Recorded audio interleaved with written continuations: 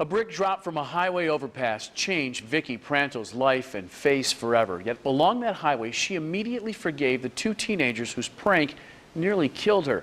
Now, nearly 10 years later, a crash that killed one of those young men is stirring up those emotions again. 24-hour News 8's Ken Kolker has followed this story since the very beginning, even scrubbed in for one of Vickie's many surgeries. He has the latest tonight.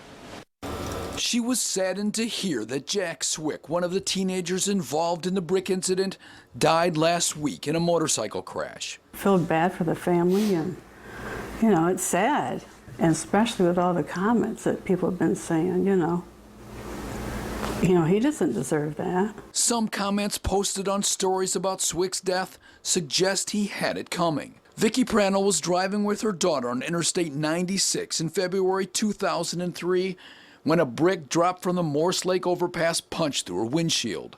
It split open her face. Then they pulled over to pray. It was instant.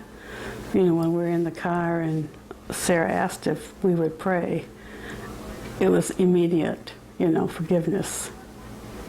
And it was over with. It has taken nearly a dozen surgeries to rebuild her face. She expects more surgeries as her face changes with age. Her forgiveness likely kept the teens out of prison.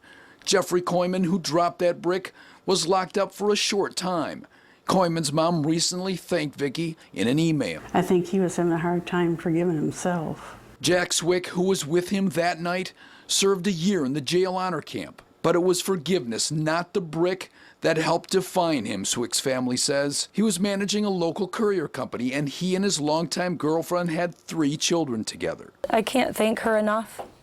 That family, to be able to do that is a great thing, and it's that kind of love that's going to get us all through this. But the online comments, she says, are hurting. My heart almost aches for them, that they live with so much ugly inside them, that they can do that to people. Swick's family helped bury him, using shovels to cover his casket with dirt at the local cemetery, including his 6-year-old son. Until it was done, that little boy shoveled, and he shoveled, and he shoveled. And he did it, and we got back in the car to go, and he said, "Mommy, that was really hard burying my daddy without crying."